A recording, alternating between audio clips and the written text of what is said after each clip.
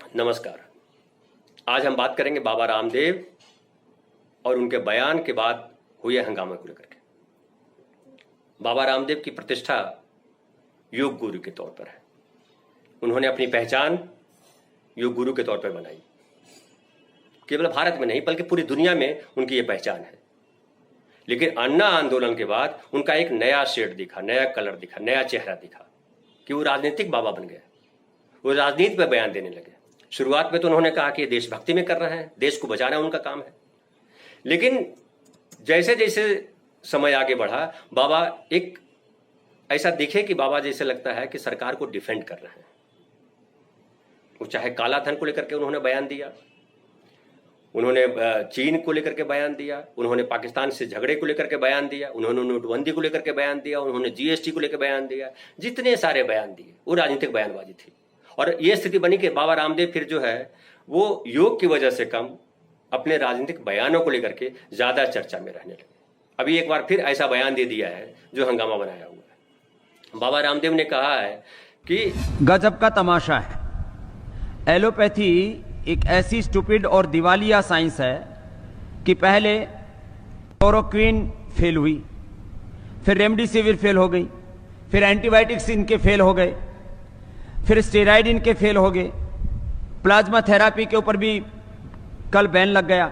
जितने भी दवाएं दे रहे हैं, फिर लोग कह रहे तमाशा हो क्या रहा है। जितने लोगों की मौत हॉस्पिटल न जाने के कारण से हुई, ऑक्सीजन न मिलने के कारण से हुई है, उससे ज्यादा लोगों की मौत ऑक्सीजन के बावजूद हुई है, दवा एलोपैथी की दवा मिलने के बावजूद हुई है। उन्होंने एलोपैथ पे सवाल खड़ा कर दिया है और कहा कि एलोपैथ जो है ये दिवालिया हो गया है।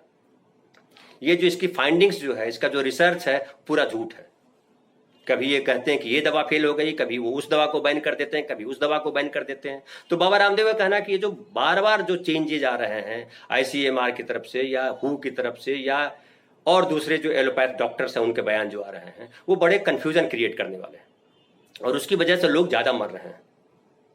तो अब जो है लेकिन इसका भारी विरोध किया है इंडियन मेडिकल एसोसिएशन ने और कहा कि बाबा रामदेव अपना बयान वापस ले। यहां तक कह दिया कि अगर स्वास्थ्य मंत्रालय बाबा रामदेव के खिलाफ एक्शन अगर नहीं लेता है तो कोर्ट जाएंगे।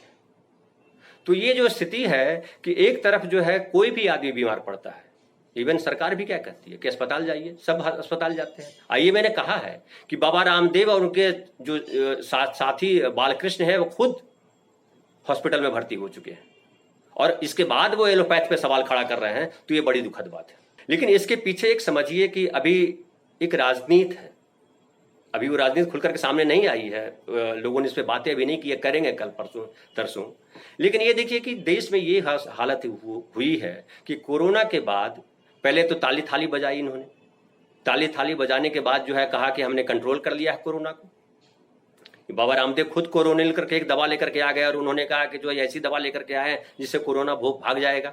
बाद में सरकार ने उसका खंडन किया, आईसीएमआर ने खंडन किया कि ऐसी दवा नहीं है। तो उसके बाद जो है अभी टीकाकरण की बात आ रही है।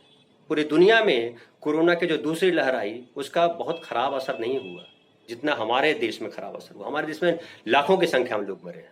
रोज जो है 4000 से 5000 लोग मर रहे हैं।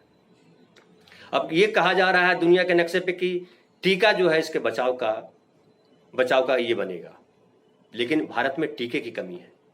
जो टीका बनाने वाली मुख्य कंपनी थी कोविशील्ड, उसके जो मालिक हैं आधार पूनावाला यहां से भाग गए लंदन और कहा कि जो है वहां सरकार जो है हमको सुरक्षा नहीं दे पा रही है, हमारी जान को खतरा है।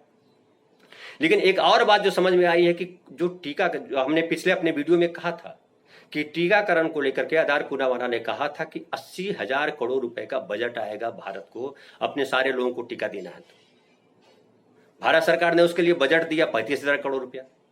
तो मैंने पिछले वीडियो में भी कहा था कि ये 45,000 करोड़ रुपया आएगा कहां से। फिर देखिए कि भारत सरकार ने कहा कि अब राज्य सरकारें अपनी अपनी व्यवस्था कर ले। पहले जहां बात थी कि पूरे देश के लोगों को निःशुल्क टीका दिया जाएगा, फ्री में टीका दिया जाएगा, अब हुआ कि जो है इतने इतने पैसे देने पड़ेंगे, प्राइवेट हॉस्पिटलों में दवाई आपको टीका मिलेगा। फिर वो भी वहां भी टीका नहीं उपलब्ध है। अब टीका फिर कहा कि हम स्पुतनिक बाहर से लाएंगे, फाइजर बाहर से लाएंगे, वो भी आने वाली अभी निकट भविष्य में नहीं दिख रहा है और पूरा एक केओस की स्थिति है। लोग मर रहे हैं, उस पर कोई नियंत्रण नहीं है। कैसे बचाया जाए लोगों को, ये एक सवाल है। तो ऐसे में एक कंफ्यूजन क्रिएट करने की कोशिश की जा रही है, ऐसा मुझे भी लग रहा है, और एक अलग किस्म की राजनीति है। लेकिन सवाल उठता है कि ये जो राजनीति है वो भारत के लोगों को यानी हमको कहां लेकर जाएगी।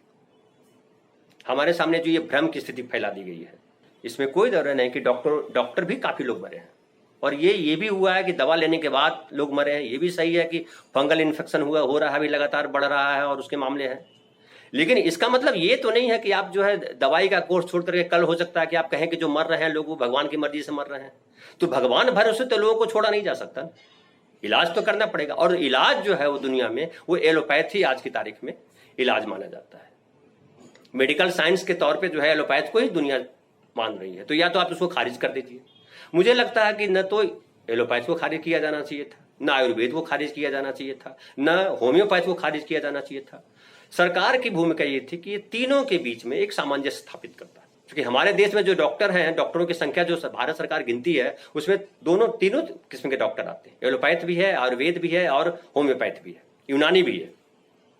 तो उस सरकार की भूमिका ये थी, स्वास्थ्य मंत्रालय को ये करना चाहिए था मेरे ख्याल से, कि इस चारों जो खंड हैं, चिकित्सा की जो विधाएं हैं, उनको लेकर के उनके बीच एक सामंजस्य स्थापित करता, उनके साथ एक मीटिंग करता और एक हल निकालता, किसी एक नतीजे पे पहुंचते, तो शायद दुनिया को भी ये भारत जो है दिशा दे सकता था। वो तो हुआ नहीं।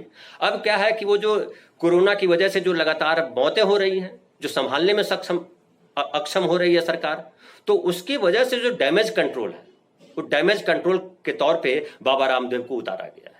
अब अभी देखिए कल परसों इसका आ जाएगा कि क्या हुआ, क्या हो रहा है, क्यों ऐसा हुआ। हमारा ये वीडियो कैसा लगा आप हमें हमारे कमेंट बॉक्स में कमेंट कर करके जरूर बताएं।